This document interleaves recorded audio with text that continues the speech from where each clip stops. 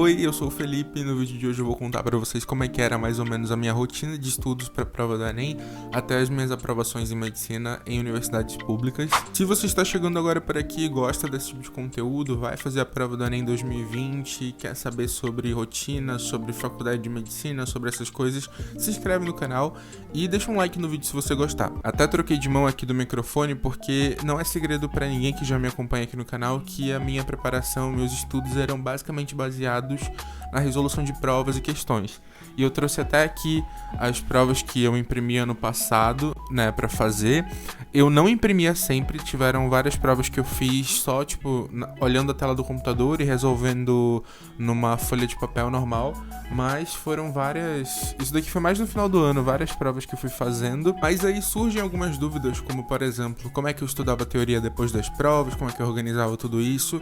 E a minha rotina era basicamente a seguinte.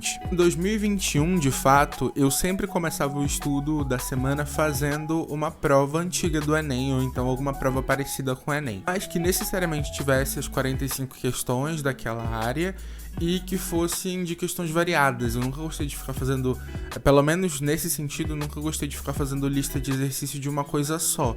Eu acho que elas servem para um outro momento. Mas por que eu fazia essas provas? A primeira coisa é que os assuntos que eu já sabia, eu estava constantemente revisando nessas provas. Porque, como eu falei, eu fazia questão de que fossem questões variadas.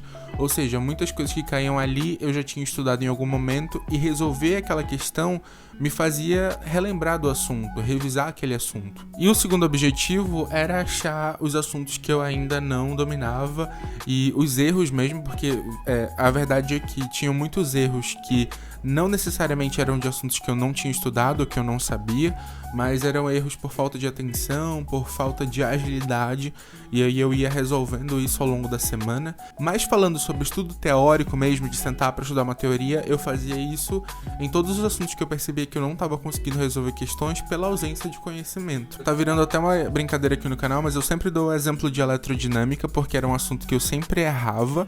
E depois de um tempo, depois que eu fiz um trabalho de estudo teórico em cima, eu comecei a acertar bastante desse conteúdo.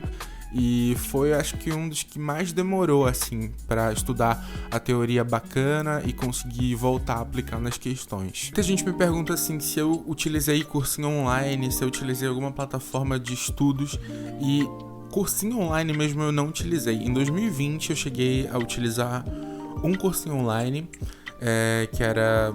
Eu via basicamente a parte de natureza nesse cursinho online e só. Eu lembro que eu assisti muitas aulas de física e muitas aulas de química. Mas é uma coisa muito pessoal minha, eu não gostava muito, não fluía muito essa questão de ficar seguindo aquele cronograma do cursinho online e ver todos os assuntos e fazer as atividades que eles propunham. Enfim, uma coisa pessoal, não tô falando que isso é certo, que isso é errado, você vai descobrir a tua melhor forma de estudo. Mas eu gostava muito de ver a teoria desses assuntos na internet num todo, sabe? Tipo no Google, porque eu conseguia pesquisar coisas mais específicas. Por exemplo, eu resolvi uma questão que eu até entendia um pouco, mas eu não sabia de jeito nenhum como calcular uma carga elétrica. E aí eu ia no Google e pesquisava como calcular uma carga elétrica. E aí nisso eu ficava assim, tipo, algumas horas lendo sobre isso para entender exatamente o que era carga, o que isso implicava, e aí por fim qual era a fórmula. E também eu nunca fiz resumos muito bonitos, eu não sou muito fã de resumos. Para algumas pessoas o resumo funciona. Eu acho que assim, não é uma coisa que você deva perder muito tempo, porque é um resumo, o próprio nome já diz. Mas eu fazia as anotações numa folha mesmo, com as informações que eu precisava. Depois eu resolvia questões de novo sobre esse assunto, com essa folha do lado, para depois fazer provas de novo e ver se eu já tinha aprendido esse conteúdo. A única coisa mesmo que eu assinei e utilizei foi um treinamento, na verdade, que foi o Mestre no Vestibular. E eu até gravei separado para mostrar para vocês como eu usava o Mestre no Vestibular. Eu já falei sobre ele algumas vezes aqui no canal, mas eu acho interessante mostrar a maneira que eu utilizava de fato na minha preparação, porque fazia parte da minha rotina de estudos. Esse vídeo aqui do Estratégia versus Técnica vai ser um que vai mudar a compreensão de muita gente que estuda pro vestibular, porque é um daqueles vídeos que dá um tapa na nossa cara, sabe? A gente percebe que a gente tá fazendo muita coisa querendo muito acertar, porque isso é uma questão, mas a gente faz errado. E o objetivo desse módulo aqui é justamente mostrar isso para poder introduzir nos próximos módulos como estudar da melhor maneira possível, tendo muito esse foco da estratégia e da precisão de você ter a técnica para fazer a estratégia correta para atingir o objetivo certo. Porque vocês vão ver nesse vídeo que às vezes você faz alguns desses pontos, então você acha que você está fazendo muita coisa boa, mas você não vai conseguir chegar no objetivo que você quer porque falta uma coisa. E aí aqui começa a parte mais prática do curso, né? Estudo diagnóstico, e o Flávio vai mostrar o que é esse estudo diagnóstico, por que ele precisa ser feito, e mais aqui ele vai mostrar como fazer esse estudo de fato para o Enem e para a FUVEST, então ele faz essa diferenciação para ficar mais específico. Aqui nessa parte do Enem é onde eu consegui baixar a minha planilha. Aí abre aqui a planilha numa outra guia e ela já vem com alguns exemplos, porque são os exemplos que ele mostra lá nos vídeos ensinando a usar a planilha. Mas basicamente você faz uma cópia, tá até escrito aqui, você faz uma cópia, baixa no seu computador. É bacana você deixar no Google Docs, porque aí você consegue acessar tanto do computador quanto do celular. E isso daqui é para ir preenchendo com as provas antigas que você vai fazendo para fazer o estudo diagnóstico. Aí aqui tem a parte dos conteúdos para estudar. E depois que você fez a correção, você coloca o conteúdo, o status que tá nele, se você já estudou, se já corrigiu, e o tipo de erro também, ó, por exemplo, erro por esquecimento, erro por falta. Isso tudo é explicado melhor no treinamento. E na verdade, gente, são vários módulos. Aí tem tudo é exemplificado.